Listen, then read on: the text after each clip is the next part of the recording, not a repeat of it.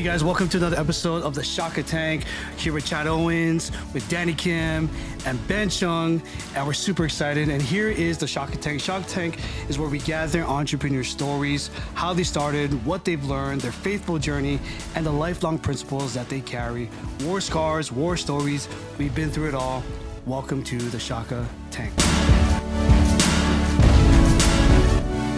All right, so hey. Today, so we got Chad Owens back in the house. What up, Chad? Hey, awesome, brother. Thanks for having me again.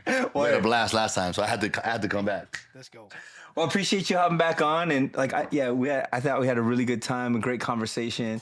So today we have Chad Pono's in the house, and my little bro B Tech Ben Chung in the house. Good Service Podcast. What's good? Ex Jabbawockeez, also co-owner of the Kinjaz dance crews. Plus, you've done a lot of other entrepreneurial things, and I wanted to invite you on. This is the first time actually. So we've been saying this word like it's the Shaka Tank experiment, right? So we're like experimenting with different things. You're our very first remote interview, Ben Chung. Whoa! I'm honored. I am honored. Yeah. I am very honored. So one of the things for me is like I'm a big believer of advancing and utilizing technology, and we have things like Zoom, right? So why not use technology to capture stories? So we're here with Ben Chung. Hey Ben, do you think you could just tell us a little bit about yourself? I know I kind of introduced you a little bit, but how you kind of got started. Maybe if Chad and Pono, maybe some of the viewers, they don't really know too much about you. Just a quick one, and we'll kind of dig into your story. Yeah, for sure. Born and raised in LA, Los Angeles, California. I'm a professional dancer. I've been dancing for over 20 years. Yeah, you mentioned my crews. I was a part of the original Jabbawockeez crew. We won a TV show back in 2008 on MTV called America's Best Dance Crew. And that was kind of like a big major turning point in my life and career.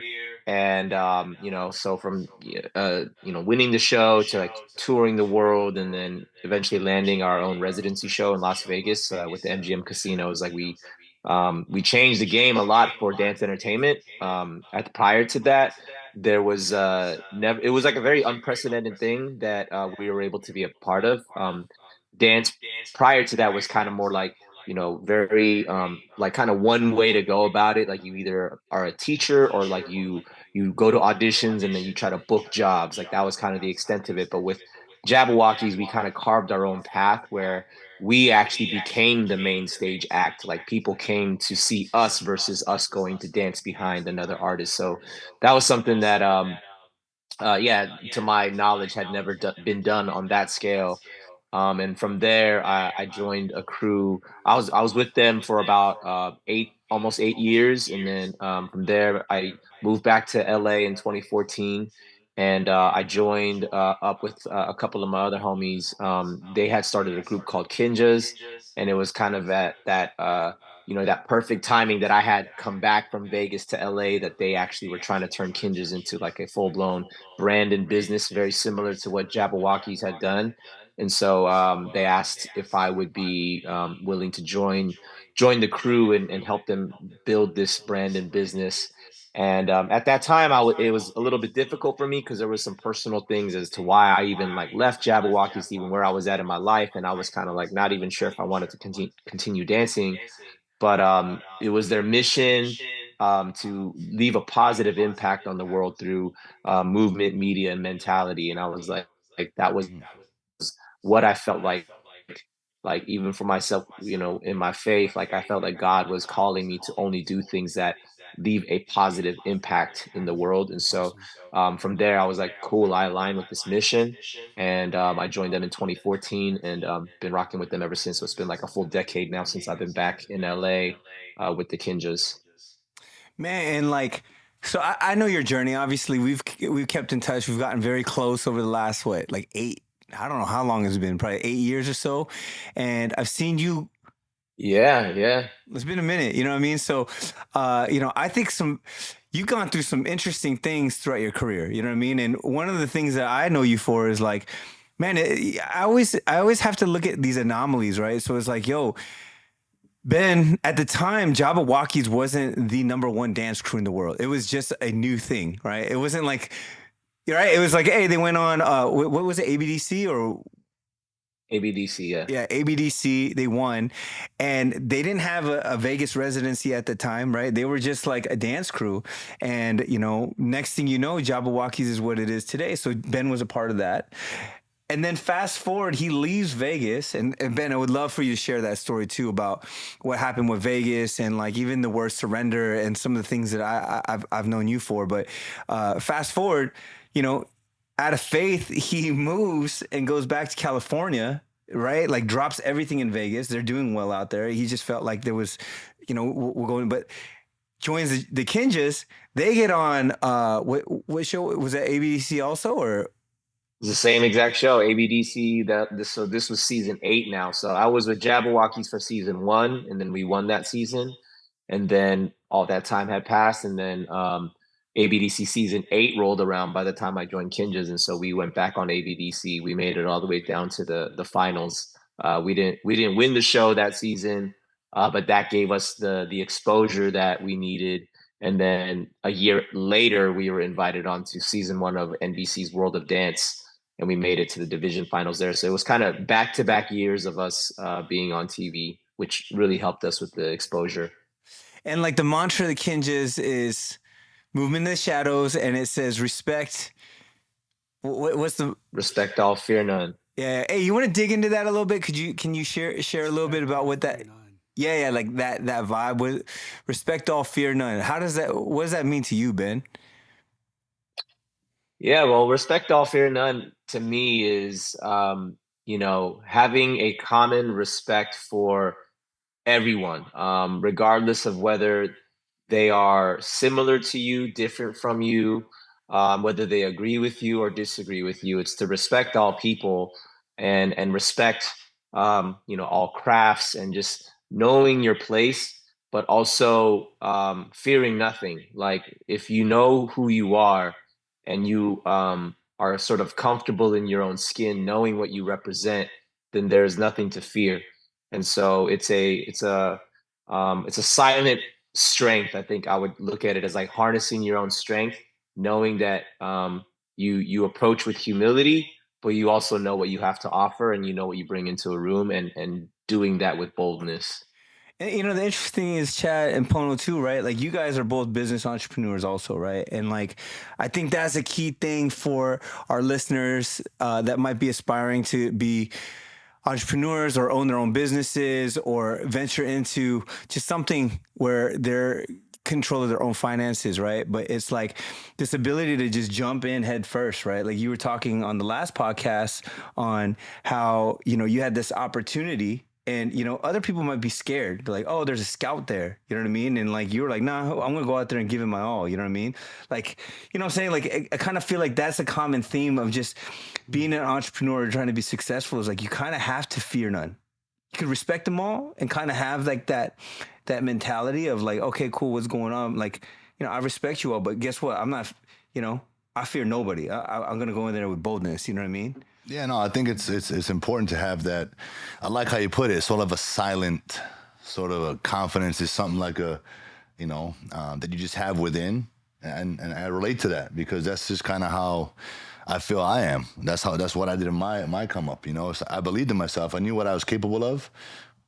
At the same time, I didn't fear anyone, but I led with respect and humility. And I think that goes a long way even here in Hawaii. Being from Hawaii, I think that's like the aloha spirit. Yeah. You know, I think it's kind of the same vibe. So I vibe with the Kinjaz, man. Like I love that. I love that aura and that mindset. And I think it's sort of you guys have built a culture, right? And what you guys are doing in that group is creating that type of mindset that can be infectious in a positive way towards, you know, each one of your members of the team. They've got their own circle of influence and people that fall. So they're creating that vibe and trying to create that culture and passing that down and paying it forward. So I love everything about it, man.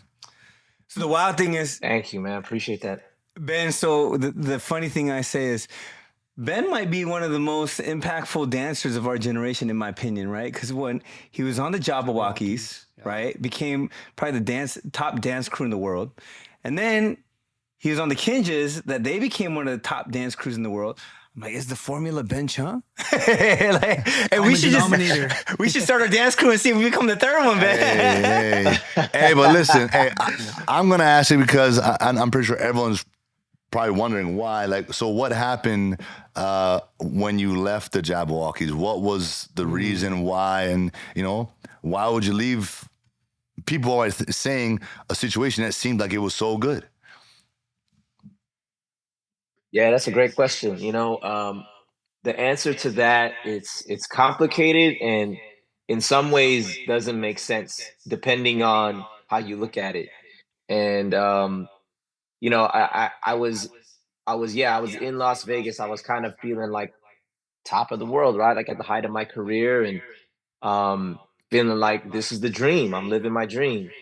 And like my faith is something that like that is the most important thing that anchors my entire life. And but it wasn't always. That's the interesting thing. So it was in 2013 when I was out there in Vegas, we're out there doing the show, everything was just booming, but that I felt like God really made a very clear sort of like intercession into my life. And he kind of shook me up and kind of showed me that like the life that I was living was not the life that he had intended for me to live. And I started to see things differently, and I started to see what I was being motivated by, what I was being blinded by, Mm. and I just started to see just shift in the dynamic even within the crew. Just things just were not they weren't the same. They weren't the same as they were like when we started. Even our mottos and all the stuff that we said we were gonna do and why we were gonna do it, those things started to shift. And so, it was a combination of things where I think God really started to give me this ability to have a clear vision of what was going on.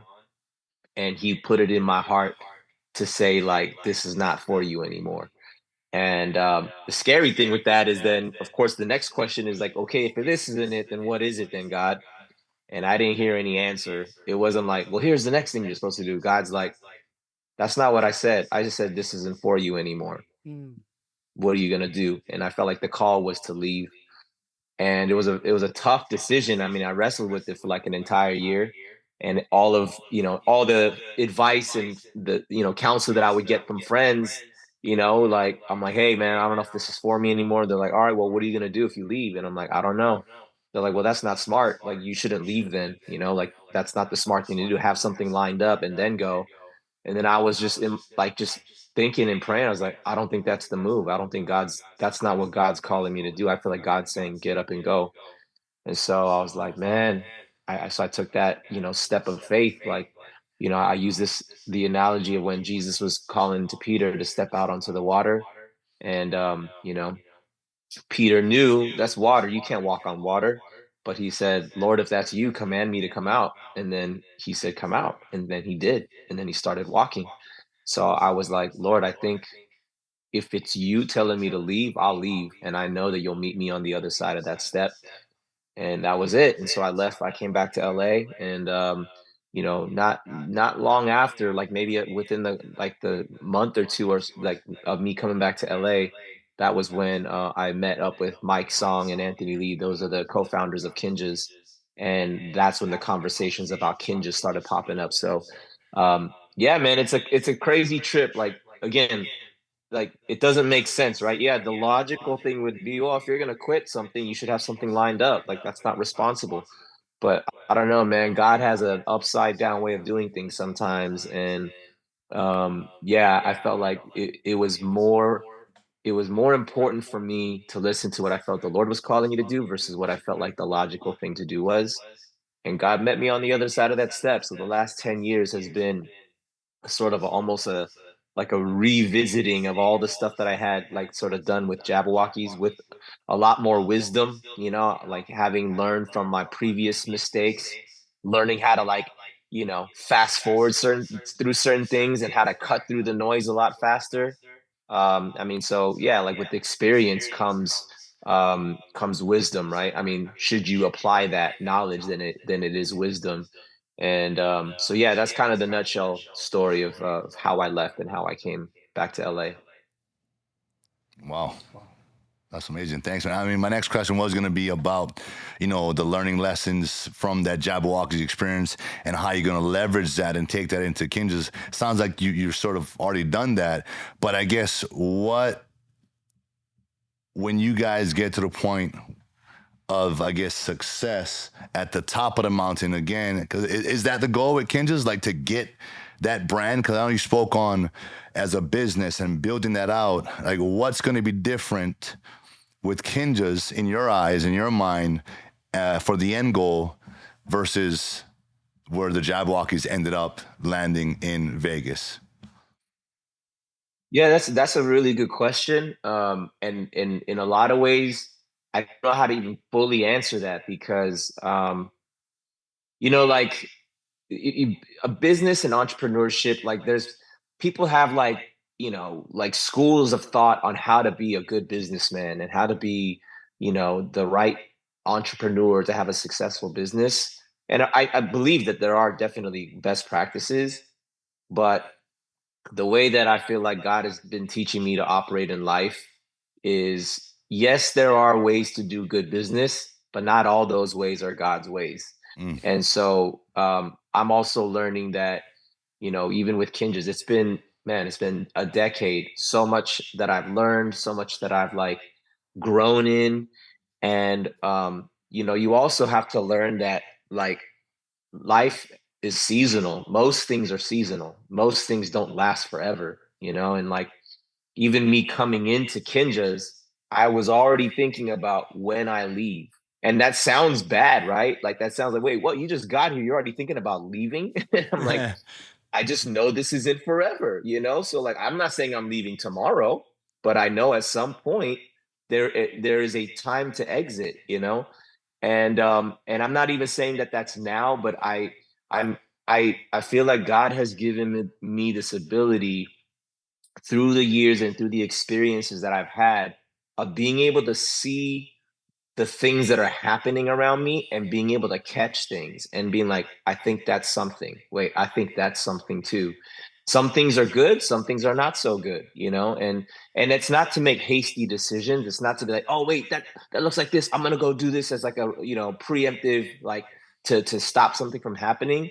Sometimes you just gotta let it sit. Like sometimes things are just not ready to happen yet. And that takes time. You know what I mean? And then we just got through a pandemic that just threw a wrench in Yeah. everybody's gears. You know what I'm saying? So like when you have something like that, you have to be able to read what's going on. The world just shut down. What's Mm-hmm. going on? Like what do we have that we can still utilize as like a superpower? What do we have to like cut off because that thing's like dead now? You know what I mean? And like as entrepreneurs, like you have to be able to, speaking of like Shaka Tank or Shark Tank, like you got to smell the blood in the water. Like, wait, there's blood over here. I smell it over Absolutely. here. And you got to be able to sniff it out and then be quick to like, not to say like, oh, you got to hop on the trends quick, because it depends on what kind of business you're doing. And, Right. because some things are a quick bubble, right? Like it's just Mm-hmm. like, oh, so much noise and then pops and it's gone, So like, there's not a lot of sustainability if you're just chasing bubbles all the time, That's right? good. So depending on what you want to do, you got to be able to like see like what's happening in the world and how does what we do, like our product or our service, how can we sort of utilize what's happening? Or if we can't utilize that, then how do we shift our gears to like maybe rethink what we're doing so that it may not even have to be like with the trend or riding that wave, but it's like if there's a wave going this way, like maybe we go swim the other way and That's maybe good. we'll go see what's going on over in these Yep. waters. You know what I'm saying? So I know that's a very sort of vague explanation, but as far as like where I see Kinjaz now, it has evolved like greatly since the pandemic. Like we used to have brick and mortar dance studios. We've had two here in Los Angeles. We've had three in China, and we Wow. shut all of them down. And like that was because yo, dude, like everything's closed. We can't go to gyms. We can't go to studios. So what are we gonna do? Are you gonna like keep a mortgage on a lease on a space? Like Yeah. that's not smart. So we're like, let's just shut all that down. But where are people learning dance? Oh shoot, people are learning dance online now. So we're like, yo, let's do this online dance academy.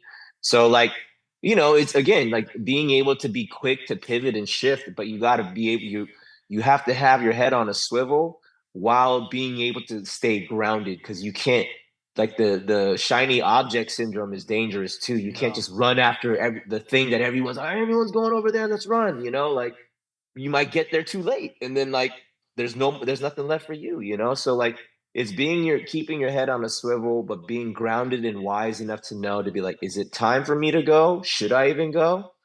And a lot of that is like it's instinctual, and then sure, you got to do your homework, you got to do your research. And so right now, Kinjaz is very different. I mean, we are still very much there, and there's a lot of like, the guys who make up the larger part of the crew are kind of going out and kind of doing themselves, like doing their own thing. I kind of look at Kinjaz as like Wu-Tang Clan. Like Wu-Tang Clan has like Method Man, Ghostface, RZA, Jizza, like they got all these like killers on their squad, but they're all individual killers. But when they come back and they do Wu-Tang, it's like, yo, like Wu-Tang is back, So like I look at that as like, we are like that, in that sense that like on our own, we got some killers on the squad, you know what I mean? Like that can definitely hold their own. And the more that everybody elevates in their own lane, when we come back together, it's like, yo, Kinjaz is back. You know what I'm saying? So that's something that I see happening, where I see a lot of individual focus, which I feel like it's been a challenging season because, I've been used to being that team guy, like, hey, let's all go together, always, everywhere together, and the challenging thing that I'm very thankful, because I feel like God is teaching me now how to be myself, and be like, kind of like, speaking of respect all fear none, it's like, how do you respect all fear none for yourself? Like, you know what I mean? It's like, it's like, yo, we respect all fear none, but like, what about you? Like, I feel like God's saying, what about you? Do you live that out for yourself?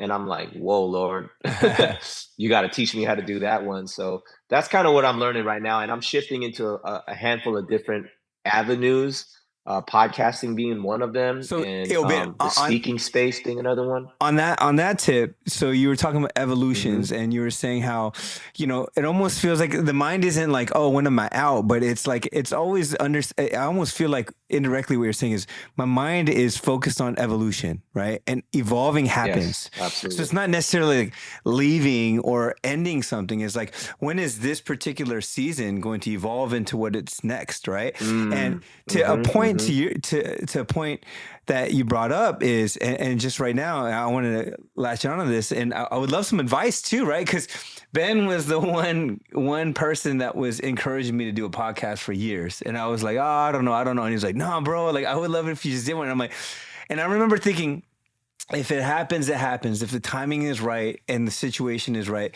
perhaps we'll see, right? And here we are. Episode 2, and that's why, Ben, one, I'm very thankful to you for encouraging me, but like, we're here, it's manifested. I'm here with my buddy Chad and Pono, and we are at Inspire Church right now. This is one of the studios here, and this episode is sponsored by Inspire Collective, but the opportunity kind of came up, and it wasn't like I was stopping something else. I just evolved into this thing that we're doing right now. And dude, it's a trip, because Kinjaz is a dance crew, but indirectly it became a brand, because that's business, right? You start off doing something, you get attention, get exposure, right? Became that. I mean, same thing with you, right? You started in football. CO2 became your brand. You feel me? Right. Like Inspire was a church, and it still is a church, but now it's gotten so big that now Inspire Collective is here. And, there are movements that happen, evolutions that happen. Either one, we're going to resist them, or we're going to evolve into them and get stronger. Evolutions are all about being stronger, right? That's what happens in the Shaka Tank, by the way. Right? So with that being said, Ben, what happened there, right? It was dance crew Kinjaz, training, offline dance things, and then I don't even know how did that happen. Like, we're gonna put together a Kinjaz podcast. Like, how many podcast episodes have you done? And you had like everyone on your show, bro. Like, Hmm. like Yeah, we man, I think total number of episodes we did close to definitely like over like 150, maybe Wow. 160. Come on. Wow. And I did like the first that even with that, man, like when I decided that I wanted to do the Kinjaz podcast, like initially, my crew was like, "What? What's a podcast?" And I'm like, "Yeah, man, it's kind of like talk radio, but it's like on demand and lives online." And they're like, "Well, why would we do that?" I'm like, "It's gonna be good for our brand, trust me." You know what I'm saying? And I just saw it because I discovered podcasts, I would say probably 2016, 17. And I just was like a podcast junkie. And I was like, yo, dude, there's like so many dope stories out there. You could learn from so many people's dope stories and it's Mhm. free. And so like I was like, yo, there's so much value in this.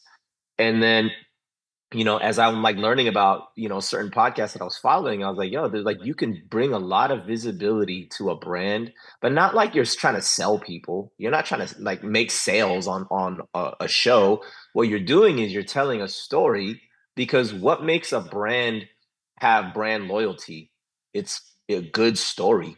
You know what I'm saying? Like McDonald's is not McDonald's because they have the best fast food. They just have a dope story. You know what I'm saying? And like same with Disney, and like they have a dope story. So I'm like, yo, if we could tell the story, like the voice of Kinjaz, the mind of Kinjaz, the heart of Kinjaz, what we care about, how we even do business, and we give that out because like Gary V talks about this all the time, right? Like you got to give, and then you ask give. He has the whole jab, jab, jab, left hook thing, right? And I realized like there's so much truth to that. Like when you give people enough, and they're like, man, you're giving me a ton of stuff, and you're giving it to me for free. Like, how can I help you at some point? Hey man, I'd love for you to like come and take my class. Hey, I'd love for you to buy my t-shirt. I'll buy it. Like, you know what I mean? So they're not to make it this like, sneaky transactional way to live, but like I just know that there's such power in authentic storytelling. So I was like, I think we got to do a podcast. So we were like I would say the first dance brand to do a podcast, and we were probably the number one dance podcast, yeah. and like and then we had like everybody not and my whole thing was I don't want to just bring on dancers and talk about dance all day because I'm like that's boring. Like even I as a dancer wouldn't want to listen to that.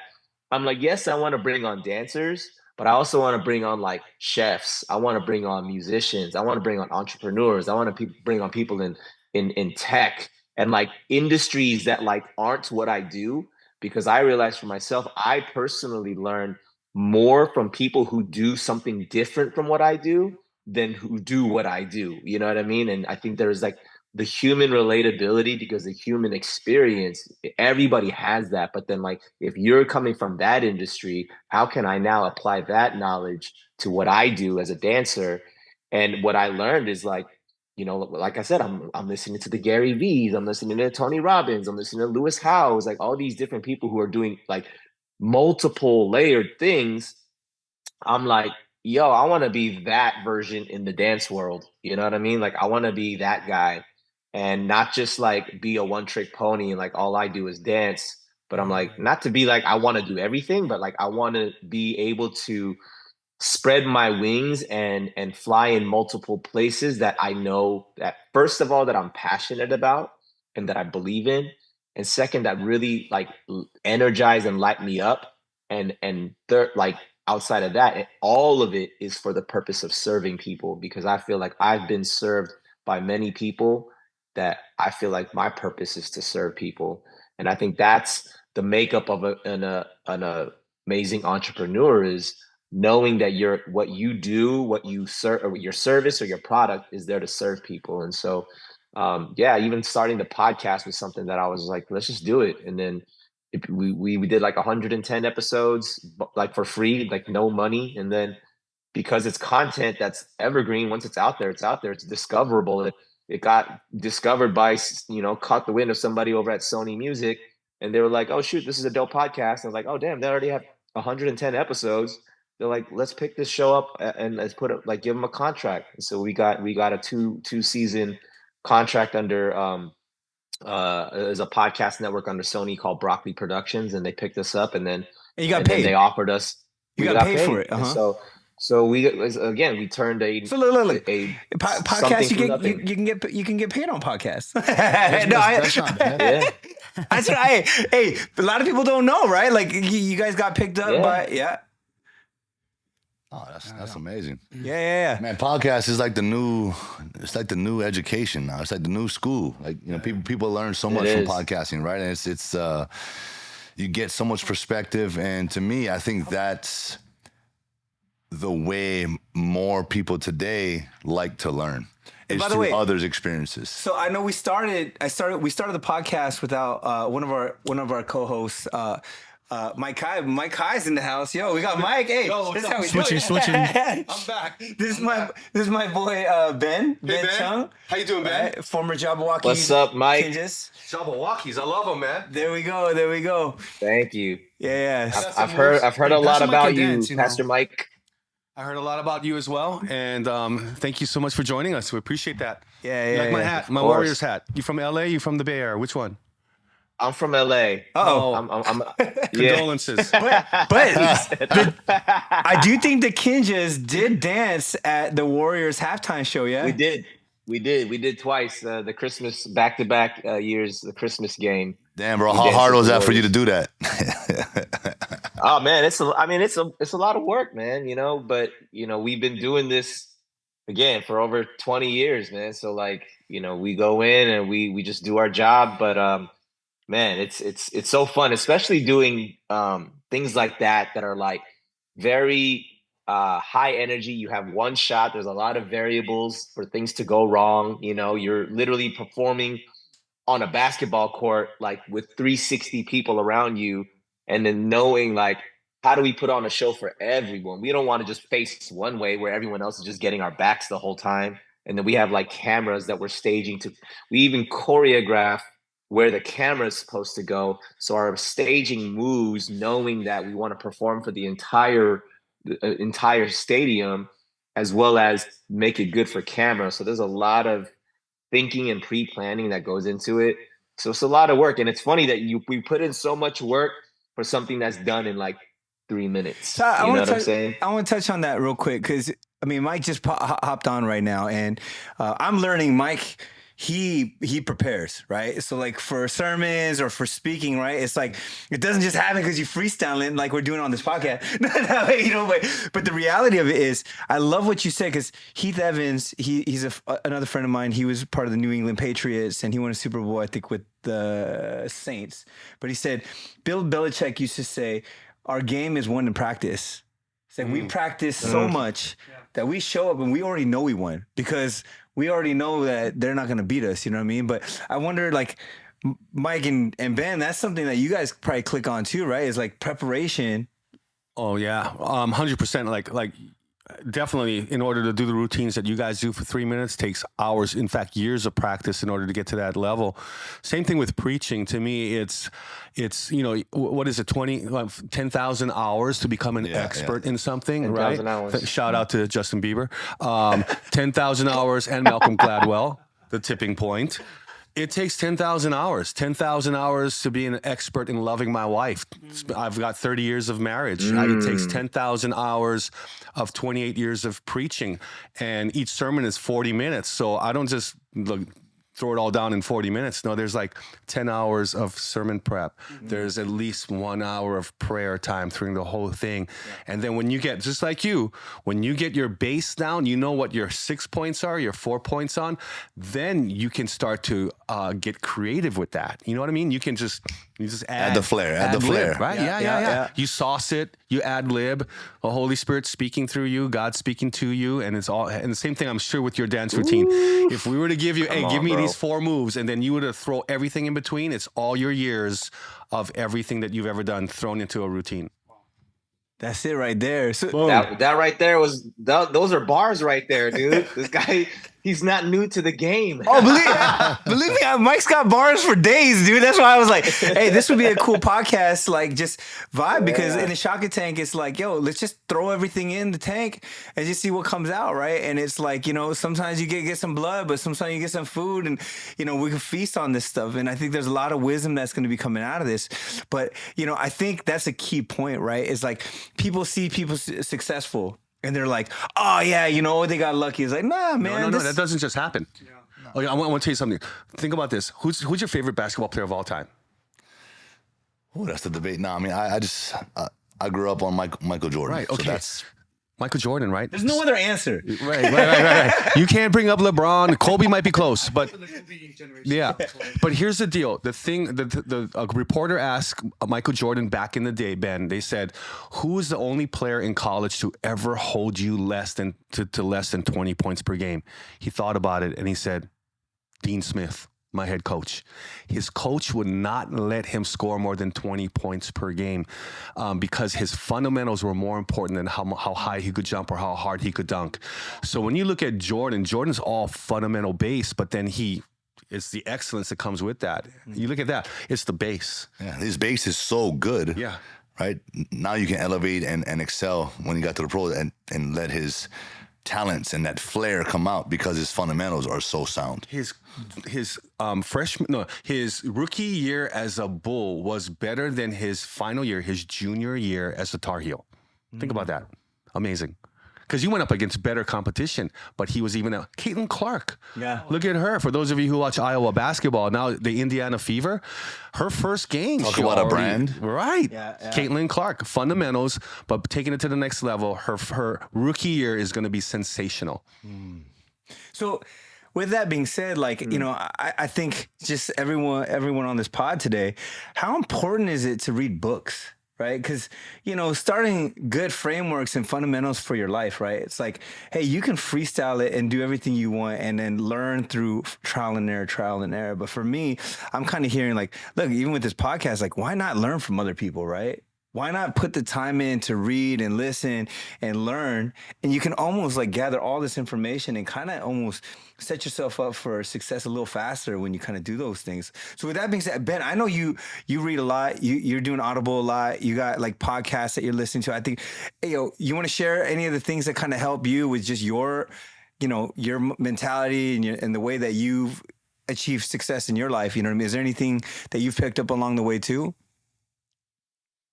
You know what? I got to attribute a lot of this to you, Daniel, because when I first met you back, I want to say we probably met like right when I got back to LA in 2014, right around that time, maybe 2015. And I remember you asked me, you're like, yo, what kind of books are you into? You seem like you like to read. And I'm like, I actually don't read. And then you're like, huh? But like, you seem like you like know a lot of stuff. I'm like, I don't know. I like to watch and listen to stuff. You're like, oh, bro, you should just do Audible books. I'm like, what's that? And then I remember you were like, dude, I have a whole Audible account. You gave me your sign in, the login and everything. And then you're like, dude, I already have some books loaded up there that you should start with. First one I did was Malcolm Gladwell's Tipping Point. And I was mind blown. I was like, yo, what? This is crazy. And I like just smashed through that book. And so I was like, what other books are there? So point being, yes, books are important, but the other side of it is that not everybody learns the same. Some people are they're readers, right? Some people are audible learners. Some people are hands-on learners, right? So I think it's important for you to know what type of learner you are, because everybody's a learner. And the dangerous thing about not knowing what kind of learner you are is that you can be deceiving yourself into thinking things that just aren't true about yourself, aka because me not liking to necessarily read, words on a page, I just never did. So I thought I was dumb. I was like, I don't do well in school. I must be dumb. So you tell like lie because you just simply didn't ask yourself the right question. You're like, just because you don't like reading doesn't mean you're dumb. Like, what do you like doing? It's like, oh, I like watching stuff. Okay, then there's a lot of educational things you can watch. Or I like listening to stuff. So yeah, man, I think it's so important to yes, read, listen, get the information of those who have done it before you, and learn from their wisdom, learn from their mistakes even. Like there's this quote that I love that said, like, if you want to know what's ahead, ask somebody who's on their way back. And I was like, what? Wow. You know what I'm saying? Like, how do you That's a that's good one. like you just learning from some that you're just getting the hacks. It's like, yo, man, watch out, watch ahead at mile, blah, blah, blah. There's this thing, make a left, don't go right. You know, like things like this. Hey, so So I hey, think Ben, real there's quick. So yeah. with that being said, I mean, we were basically going down this road, and all four of us, 150 episodes in Kinjaz podcast, guys got picked up by a network, got paid for it. Now you're doing the Good Service podcast. You've had some of the biggest names on your podcast. Any advice for us? Because we'd love to learn from you too as we're getting this thing started. Like, what kind of tips and Wow. tricks have you had in the podcast arena? Because I'm sure a lot of our listeners too are curious about starting their own podcast. I think that's a unique perspective sure. that you have. Any just advice and just tricks and tips that you've learned along the way that you could share with us? Absolutely. Before I even get into the tips and tricks, I got to shout you out again, Daniel. I got to give you your flowers because Good Service Podcast started because you were like, yo, man, you and Kevin should do something together. And I was like, huh? Like, what do you mean? Like, what will we do? And like do a podcast. I'm like, I don't even know what it would be about. And then you even put your money where your mouth was. You're like, yo, what do you guys need? We're like, well, we don't have equipment. It's like, cool, I'll buy you the equipment. So you fronted because you believed in us. And that's why, like, dude, I got to let people know that are listening, like, Daniel, I got so much respect for you, bro. Like, you are not just somebody that I admire and respect as a businessman and as an entrepreneur, but as a father, as a husband, as a man of God, as a friend, as somebody who's a lifelong learner, and who's somebody who is fearless, bro. Because I'm like, man, this dude just be jumping at things that I'm like, man, are you sure about that? but like, you're so That's the like you're Shaka quick Tank, bro. with it. yeah, Yeah, right. So yeah, I got to give you your flowers for that. Like, Good Service Podcast was funded and produced by uh by Deep Fried Daniel. I'm always gonna call you Deep Fried Daniel. But I I would appreciate say, that, as man. far as some advice goes, yeah, speak from a place where it's coming from, like, your heart. Meaning, don't do something because you think that this is a popular type of show. Like, oh, I heard that these types of shows are good, so let's make that. Like, if that's not genuine to you, that's unsustainable. You will burn out, and or people will read right through you and be like, you don't really believe that. You don't really care about that. You know what I mean? So you have to come from a place of authenticity. And because when it's authentic, your audience will find you. So, like, it doesn't have to be this, like, oh man, we got to make it look like this. I mean, yes, again, there's best practices like good video, good audio, equipment, all the things. But I think what's most important is the content. Like, what are you guys talking about? And your audience will gravitate towards it, or they'll and it's so important. You're not for everyone. So that's so important. Like, you can't try to get everyone, because you can't. You're not going to get everyone. You will get who you are for, though, and who's for you. You know what I mean? So I think it's that, and consistency. Like, you just got to be consistent.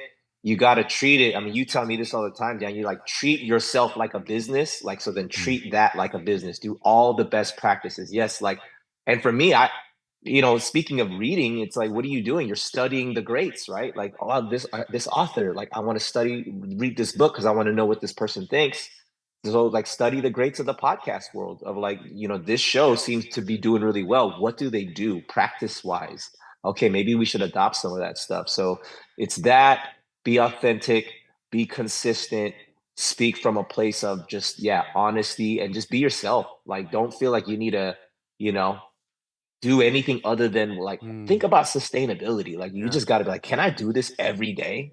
Right. Like, I could do good service every day, and I get juiced off of it. Like, I get so pumped on it because we're just doing us, and we're eating good food as we're doing it. So, yeah, I would say those would be my pieces of advice. I appreciate that, Ben. And, like, because we're learning, and I do think that's one of the things about Hawaii that's very unique, right? So one of the opportunity areas that I see is media, because media is not something that's dependent on anything local. Media could be global, right? Yeah. And we can export that. Even with Inspired Churches, didn't you guys, like, experience, like, massive growth just because of the media side? Like, wasn't it? Because the church can only hold so much, but, like, the congregation is what, like, I don't want to get the numbers wrong, but it's like 3-4x, maybe even more online. Is it? Yeah, 3-4x online. Yeah. Yeah, anywhere from 20 to 30,000 a weekend. Wow. Yeah, globally. And Locally 15,000. Yeah. So like, I mean, there had been a moment where it was like, look, we should invest in this online thing and this media. Well, you know what happened was COVID happened. And we were only getting like 700 online, 700 church online platforms. Shout out to Craig Rochelle. That was very, very important. And then we had to get ready to flip the switch. And so we were watching Asia. We were watching what was going on in Singapore, watching. It was coming here. And while it was on its way here, we already had a meeting. It's coming. This whole global thing is coming. And so we put all our online stuff in line, and we were able to flip the switch where the church went 100% online and 0 in person. And we have such a great team that they got better and better and better and better. And now I would say that I'm super proud of the product that we put out right now. So, yeah. That's solid. And the awesome thing is, like, I've just watched Inspire grow into different sectors, and almost to your point, Ben, is like this fearlessness. That's why I like it. I like being here. I was like, yo, this church is kind of wild. Like, I'm just watching different things happen, and they got this thing called Kingdom Man. I'm like, whoa, what's that all about? You know, I'm gonna take my son to that. You know what I mean? And get some hair on his chest. You know what I mean? And then they got like a golf tournament. And I just feel like the church doesn't need. You know, one of my mentors, Dave Gibbons, like, one thing I appreciate, he says, hey, the church without walls, like, why does everything need to be within the 4 walls? I remember he even said, he's like, we got this church, no one should be in here, Daniel, we should all be going out there, right? And like, meet the people where they are. And that's one thing I respect about what Mike has built and Inspire Collective, like, they're trying to do, even, you know, sponsoring this podcast, is like, hey, let's reach the people where they're at. And like you said, I like that. It's like, we're not going to attract everybody. And I don't think we're trying to, but the ones that have the ears to hear, right? They're gonna Let find them you. hear. Come on, bro. Like Ben said, they're going to find you. Yep. Yeah. Hey, Ben, so right now, like, you know, obviously you went through, you started off as a Jabbawockeez, right? Kinjaz, now podcasting, right? What do you feel is like one of the biggest things you've learned through this journey as a human being? Maybe not so much, maybe to be successful or whatever it might be, but you've obviously experienced 3 main swings of success. Like, I don't think any dancer has done anything remotely close to what you've done in dance. That's what I'm trying to say. I personally believe you are one of the most impactful dancers of our time in that sense, or what I call movement artists, right? Like, you're an artist, but you use movement as a way of expressing your art, right? 2 of the biggest groups, if not the biggest groups in the world, success on that. Now transitioning into podcasting, what are some things that you, I mean, is there anything that you can attribute to that, like the secret sauce of B-Tech? And don't say it's because of me, bro. What? I said, don't attribute it to me, dude. I wasn't around there the whole time. No, but hey, I appreciate you. I appreciate the words, though. I already gave you enough flowers for today. No, there's so many ways to answer this question. I'm just gonna go with what I feel like the Lord's giving me right now is always be learning. You know, when you're always learning, that forces you to be humble. If you're not learning, you're like, oh, I already know everything. Well, then you just stunted your own growth. Like, there's nowhere else for you to grow. And I feel like maybe, and I give all praise to the Lord for this, because I think God just made me a curious person. Like, my curiosity just never stops. And you know, I tend to explore what that curiosity is. So yeah, I would say that my journey, like, I didn't know that dance could be a career. I was just curious, and I just loved it. And then I just started putting in the work. But you know, when you love something, you put in work that you don't even realize you're putting in. And because there's this passion, call it an obsession, and then you put in those extra, you know, that extra work that you're like, man, I got to do this because I love it, you know? And so I think that's what I'm learning is I have a curious nature. And when I find that my curiosity leads to something that I'm like, whoa, I like this. Whoa, I love this. Whoa, I'm passionate about this. Then I just put everything into it. And now I feel like the Lord is teaching me things are not always meant to stay. Again, going back to the seasonal thing, I feel that the Lord is teaching me, like, that was for that season, time the season to evolve, to go shift into the next. And it's learning. And I think here's like probably the biggest thing is like how much can you endure the pain of shifting from something to something else where you don't even know what that in between period looks like. That's like the wilderness. You know what I'm saying? Transition Like, phase. can you walk through the wilderness well? I mean, can you stay the course when you don't know when this thing ends? So that's what I'm learning now. I feel like the Lord's walking me through that now. But it's also this, like, if you've seen the Lord do it before, what makes you think he won't do it again? And that's easier said than done. But that, like, as entrepreneurs, man, like, if you can't weather that storm, if you can't weather the wilderness, you're not cut out for this. You know what I mean? And but like, don't lean on your own strength, though. You know, Proverbs says, "Lean on the Lord," right? So I would say those are the pieces of lessons that I feel like I've learned, the biggest ones. Man, That was big. I like that. I love it. Hey, we're hitting on these already. We got 2 episodes in the books. We got Ben Chung, CO2. It's a repeat guest coming on the show. You know, again, this is the Shaka Tank, but we also say the Shaka Tank experiment, and we're learning and growing. And one of the things that I love that you said, Ben, is like, you know, be authentic. And I want to be the one requirement from me is like, I cannot not be myself. I have to be myself, right? So even in this, I'm like, you know, I was like, hey, Pastor Mike, just roll through when you roll. It's just gonna be what it is, right? Let's just keep it popping. And hey, we're trying to do this thing with remote.